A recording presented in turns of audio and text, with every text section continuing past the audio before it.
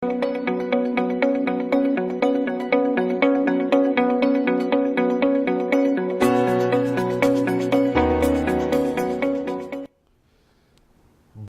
tarde, são meio-dia na capital do país, estamos começando mais um programa do Poder em Rede, na série de entrevistas com os candidatos ao governo do Distrito Federal, e nesse segundo programa eu estou recebendo Antônio Guilhem, que é candidato pelo PSTU.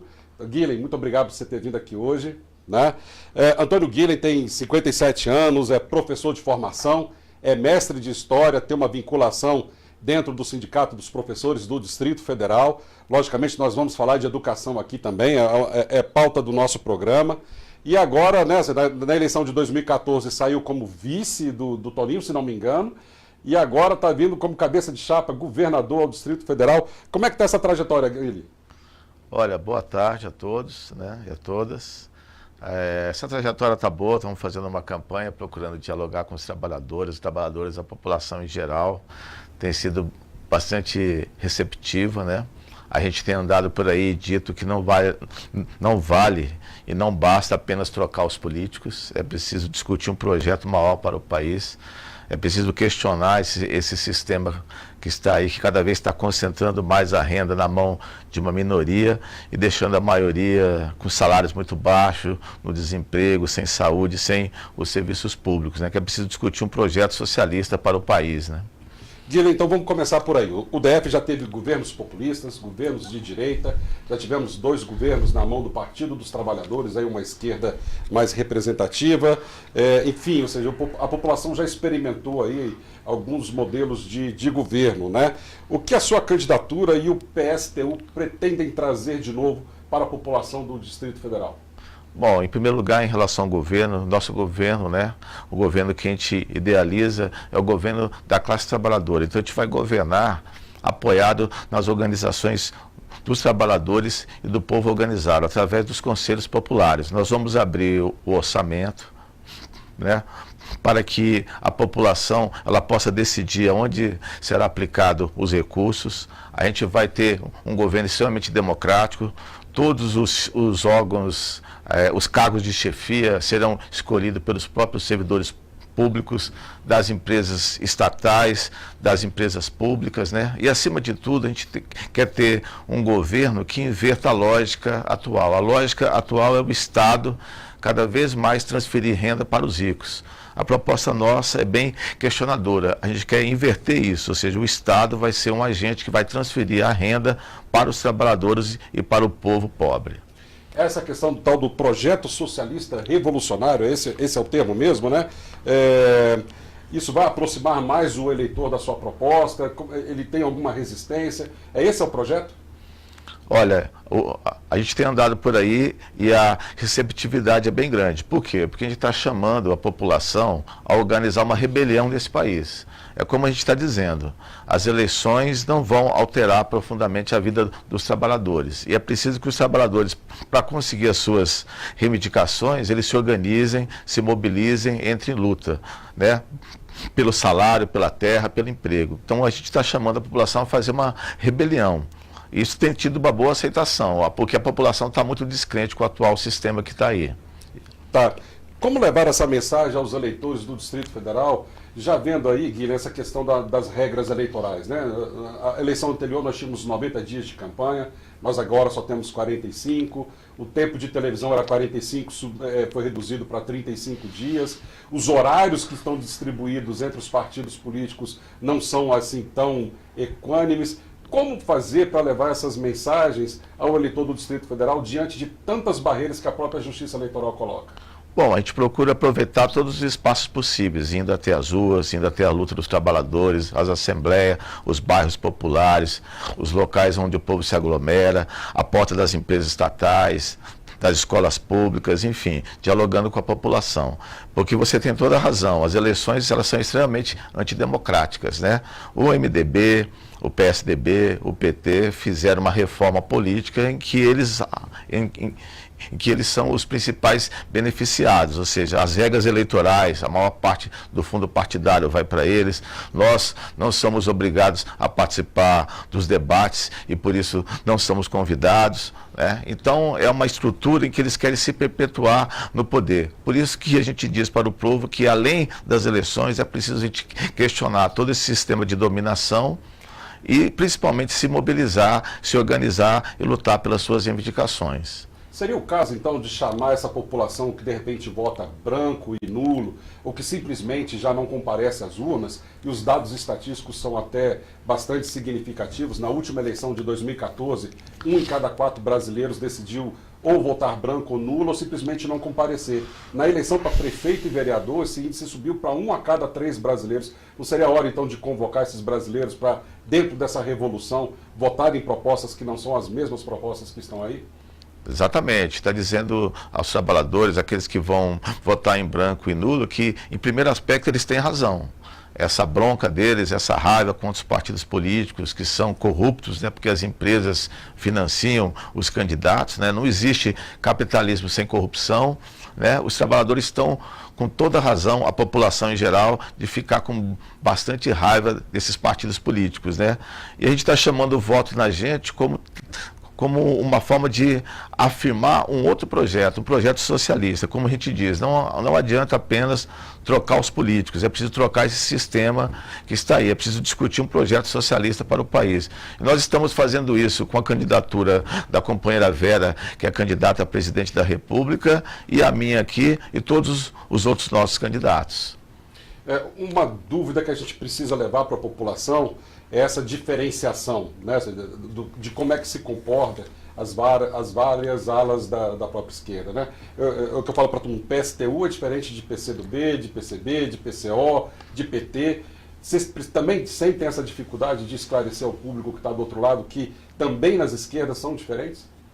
Olha, a gente tem procurado esclarecer da seguinte forma, né? O resto da esquerda, fora a gente, desenvolveu uma tese que, a nosso ver, é completamente equivocada, que é possível governar para todo mundo.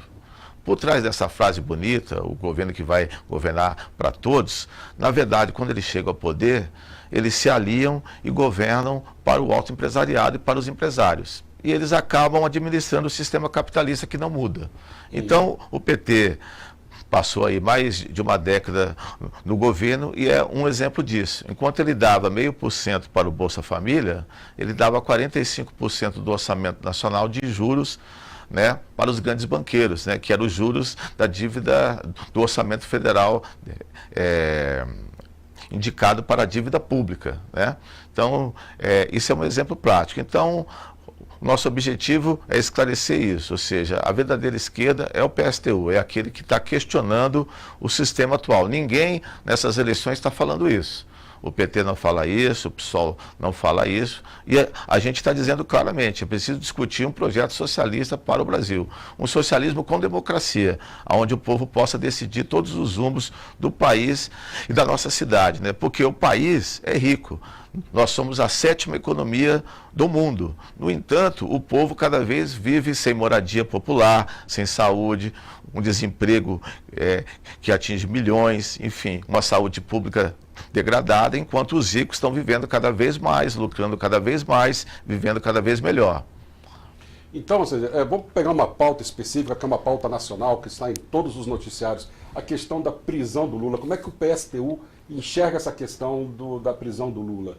Olha só, foi o Lula que arrumou seus próprios problemas. Foi ele que fez a opção de fazer uma aliança com o alto empresariado das empreiteiras, né, dos bancos, acabou se envolvendo na corrupção e a gente diz que o Lula que deve resolver os seus problemas, né? A classe trabalhadora não é papel dela ficar defendendo o Lula, né? O papel dela é se organizar, lutar pelas suas reivindicações. E nessa luta, inclusive, a gente tem que levantar bem alto a palavra, né, a ideia de que todos os corruptos devem ser presos e, mais do que isso, os seus bens devem ser confiscados. Eles têm que devolver para o Estado cada centavo que roubaram, tá certo? O que não ocorre hoje. Hoje o crime compensa, né? Eles roubam, sofrem pequenas penas, ficam com o dinheiro, não devolvem a grana. Então, a nossa opinião é que a gente deve exigir isso da justiça, se mobilizar para arrancar isso aí. Então, essa é a nossa opinião em relação a isso. Ou seja, o Lula hoje é um cara bem diferente de quando ele era um metalúrgico em 79, ele tem milhões declarados até mesmo para a Justiça Eleitoral, tem os melhores advogados do Brasil, ele que se vire, né? O papel da classe trabalhadora é exigir um combate severo à corrupção. Por isso a gente reafirma prisão e confisco dos bens de todos corruptos e corruptores, porque a corrupção é muito grave. É o dinheiro que falta para a mulher que está morrendo num hospital público, né? Falta para gerar emprego, ou seja, os corruptos estão se esbaldando em grana, né? E a classe trabalhadora cada vez mais numa dificuldade grande, né? Inclusive, a corrupção deveria ser tido como um crime hediondo. Bom, o Poder em Rede agora vai voltar agora para o Distrito Federal. Lembrando que você pode assistir o Poder em Rede através do nosso site www.podeремrede.com.br ou então através da nossa fanpage no Facebook, @Poder em Rede. Vai encontrar também o Poder em Rede tanto no Twitter, tanto no Instagram. É só procurar o @Poder em Rede. Nós estamos lá, sempre debatendo política em alto nível. Guilherme, voltando agora para o Distrito Federal, como é que vai ser o primeiro dia de governo de Antônio Guilherme como governador do Distrito Federal? Já tem medida pronta para sair aí? Em primeiro dia vai ser uma grande comemoração da classe trabalhadora, porque nós vamos realmente mudar o signo do governo. Então a gente vai anunciar uma série de medidas em que a classe trabalhadora vai ser bastante beneficiada. Exemplo, em relação ao próprio emprego, por exemplo, né? A gente tem várias propostas para gerar emprego. Uma delas é o seguinte: fazer um grande plano de obras públicas contratando milhares de pessoas. E para isso, a gente tem uma empresa estatal que construiu Brasília, que é a Nova Cap. Lá a gente tem engenheiros, arquitetos, pedreiros, etc. Então, a proposta nossa é voltar a Nova Cap a ser o que ela já foi, uma grande empresa. Hoje ela tem 4.000 trabalhadores. A nossa ideia é que ela volte a ter 12, 14 mil trabalhadores. Para quê? Para ter um plano de obras públicas, para fazer postos de saúde, moradias populares, reformar as escolas, enfim, uma série de obras públicas. E olha uma outra vantagem nossa: a gente tem a TerraCap, que é uma empresa estatal dona da maior parte das terras públicas e urbanas. Então nós não precisamos gastar um centavo para comprar um terreno para fazer casas populares, casas-abrigo para as mulheres, creches e por aí vai. Então, a primeira ideia nossa é essa. A segunda ideia nossa para atacar o desemprego é contratar os servidores públicos. A terceira ideia nossa é criar uma empresa estatal de serviços gerais, porque muitos trabalhadores terceirizados estão sendo demitido pelas empresas, né? E a gente precisa de serviços como limpeza, alimentação, informática, né? Então, gerando essa outra empresa, a gente também vai aumentar essa geração de empregos, né? E a outra medida nossa em relação ao próprio emprego é assentar no entorno de Brasília, nas áreas rurais, né, vários lotes de agricultura familiar, né? O DF é dono de mais de 110 mil hectares de terras públicas rurais. Então, essa agricultura geraria emprego. Além disso, assentaria as pessoas e, além disso, incentivaria a produção de alimentos para a nossa cidade. Hoje, o DF tem 74% da sua área agrícola, que é pequena, mas o principal dela é para gerar soja e milho, né? Então, essas são as propostas nossas em relação ao emprego, né? Bom, eu tenho observado algumas outras participações suas, Guilherme, e uma das frases que me chamou muita atenção é a questão que você vai cortar todos os cargos comissionados. A gente já não tem hoje uma defasagem de servidores públicos, vai dar para fazer esse corte, como é que vai ser feito esse corte dos comissionados, né? E o mesmo vai acontecer também com essas empresas de terceirização, porque eu já vi que você vai fazer um trabalho de fazer com que esses trabalhadores eles sejam servidores públicos, não terceirizados, não é isso? Olha só, existe um déficit grande hoje de trabalhadores públicos que estão concursados e não são convocados. A nossa ideia é chamar esses trabalhadores. Exemplo, em professores, a gente tem um déficit hoje de 2.000 professores. Tem muito professor aí aprovado em prova, que está esperando, desempregado e não tem oportunidade de ser convocado. A gente vai convocar esses servidores públicos. Isso é uma coisa. A outra coisa é sobre os cargos comissionados. A gente acha que é um gasto inexplicável, irracional. Ou seja, ele tem uma lógica, lógico, é beneficiar os políticos. A proposta nossa é que a gente não contrate nenhum cargo comissionado. Por quê? A nossa ideia é o seguinte, as empresas públicas, as empresas estatais, os órgãos públicos, eles têm servidores especializados que estão ali há muito tempo, inclusive, né, uma mão de obra altamente qualificada, que pode, eles mesmos, administrar essas empresas. Nós não precisamos usar de indicação política. Os próprios trabalhadores podem escolher o seu chefe de setor, o seu chefe de serviço, os seus diretores, né? E governar junto com os conselhos populares, né? Então, essa é a nossa ideia básica, né? Então, é assim que a gente procura mostrar para a população que nós vamos usar o dinheiro dos cargos comissionados para a contratação de novos servidores, para os salários, por exemplo, para gerar emprego, para a moradia popular. Bom, agora nós vamos mexer no vespeiro aí, que você tocou em 2 assuntos interessantes. Os cargos comissionados geralmente têm uma indicação política, boa parte dessas pessoas que indicam são deputados distritais, parte dos deputados distritais também são donos de empresas de terceirização de mão de obra, estão em campanha, a gente deve ter aí alguns desses devem se eleger, e então assim, nós vamos ter aí vamos dizer assim, uma Câmara Legislativa, talvez com uma baixa renovação e provavelmente com donos de empresas de terceirização e pessoas que estão acostumadas a ter, de repente, uma administração, uma secretaria. Como é que vai ser o governo do PSTU para se relacionar com a Câmara Legislativa, já que os projetos são aprovados dentro da Câmara Legislativa, e fazer com que esse projeto do PSTU, o projeto do Guilhem, seja muito eficaz em favor da população brasiliense? Olha só, em primeiro lugar, a gente tem uma avaliação que o grosso do dinheiro arrecadado, né, está indo para as empresas terceirizadas através de contratos superfaturados. Hoje, por volta de 7,7 bilhões do orçamento é usado para o custeio. A gente tem uma análise que aproximadamente 4 bilhões é superfaturado com esses contratos. Então, a primeira medida nossa é o seguinte, nós vamos auditar todos os contratos que existem hoje e vamos mostrar para a população que as empresas terceirizadas estão enchendo as burras de grana, enquanto não falta dinheiro para tudo para o povo. Então, a primeira medida nossa é estancar, ou seja, parar, não vai haver mais um processo de terceirização.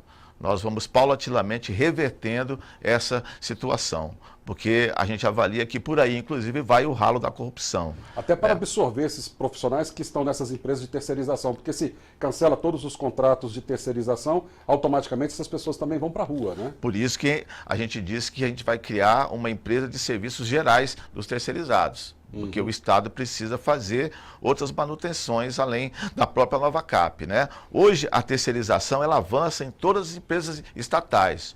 O governo fez uma opção, diminuir os trabalhadores concursados, aumentar as empresas terceirizadas. Então, se você vai na CAESB é assim, na SEB é assim, na Novacap é assim, nas escolas é assim. Então, a ideia nossa é inverter isso. É parar com isso aí. O movimento sindical faz um cálculo aproximado de que cada trabalhador terceirizado, o patrão recebe 6 salários e paga 1 apenas para ele. A proporção é mais ou menos isso. Então, isso é um lucro fácil, né?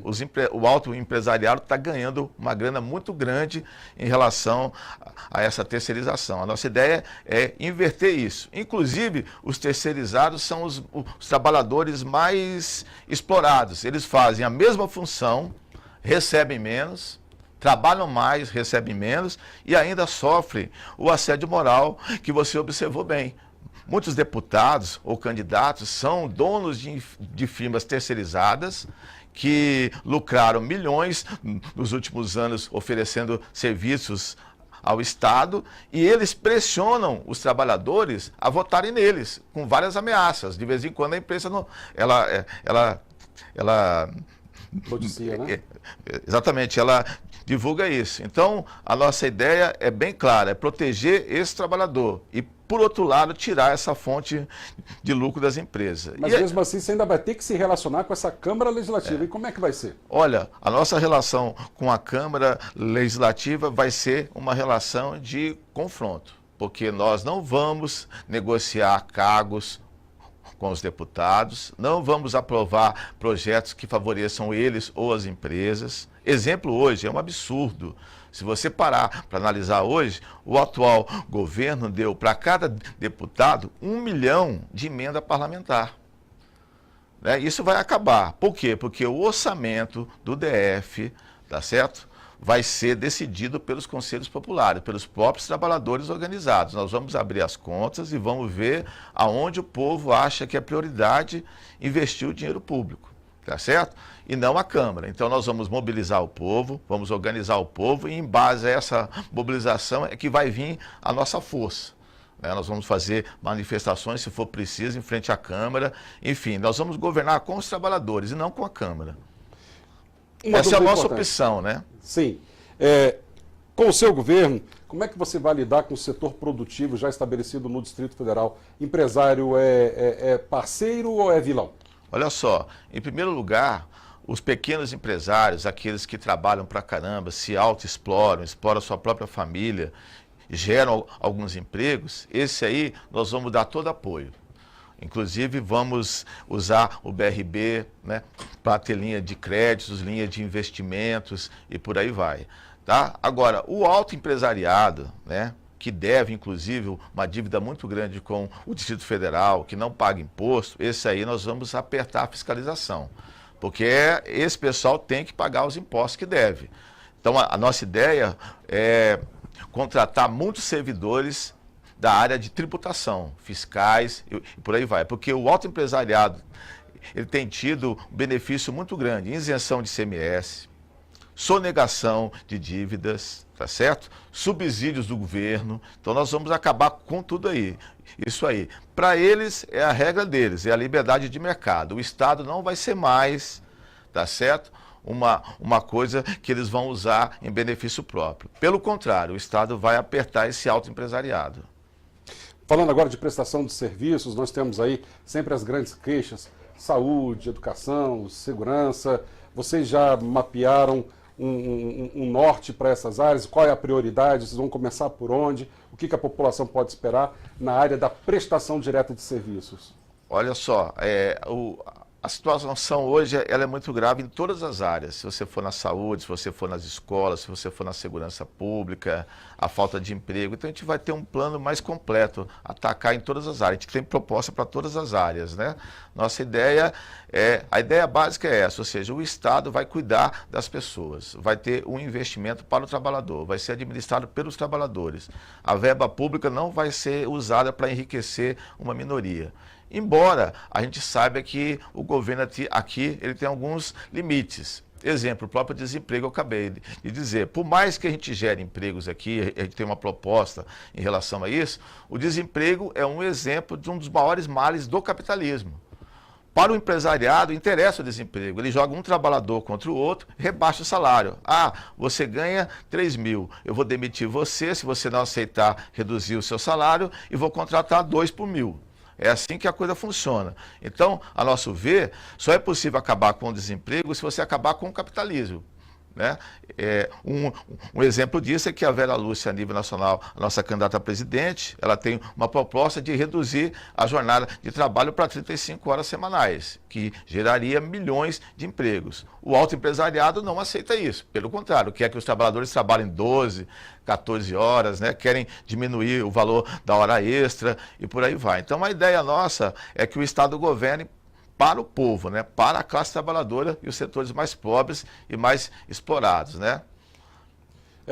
No Poder em Rede, você também pode participar ao longo dos programas e das nossas inserções comerciais. Nós divulgamos o telefone do Pergunte ao Governador. Se você quiser mandar sua pergunta pelo WhatsApp ou até mesmo pelas nossas redes sociais, nosso WhatsApp é o 61 993390836. E aí eu queria passar, viu, Guilherme, algumas perguntas que chegaram para a gente pelo WhatsApp. Uma pergunta aqui, eu acho que até por conta do que você já falou, você tocou no assunto creche. Está aqui: olá, me chamo Neide, sou moradora da Estrutural. O seu governo vai deixar alguma atenção à construção de creches para quem não tem com quem deixar os filhos e poder trabalhar? Sim, a prioridade nossa, inclusive, é isso, é dar creche, né, e pré-escola para todas as crianças, a nível imediato, né? Por isso a gente vai arrochar o autoempresariado para que eles paguem as dívidas que eles têm. Ou seja, no nosso governo, a saúde, a creche, a educação, né, não vai ser tido o transporte público como uma mercadoria, em que as pessoas têm que pagar, têm que usar para dar lucro para o autoempresariado. Pelo contrário, vai ser um serviço que o Estado vai oferecer. Exemplo, em relação aos transportes públicos, a proposta nossa é intervir nas empresas. Esse contrato que foi feito, essa entrega dos ônibus públicos, né? Aliás, do transporte público Para as empresas, né? Para essas empresas aí, a gente acha totalmente equivocada. A proposta nossa é intervir. A gente tem uma empresa estatal, que é a TCB, Transporte Coletivo de Brasília, que vai administrar essas empresas, tá certo? E nós vamos reduzir as tarifas, inclusive. Essa é a proposta nossa. E garantir o passe livre para os estudantes, tá?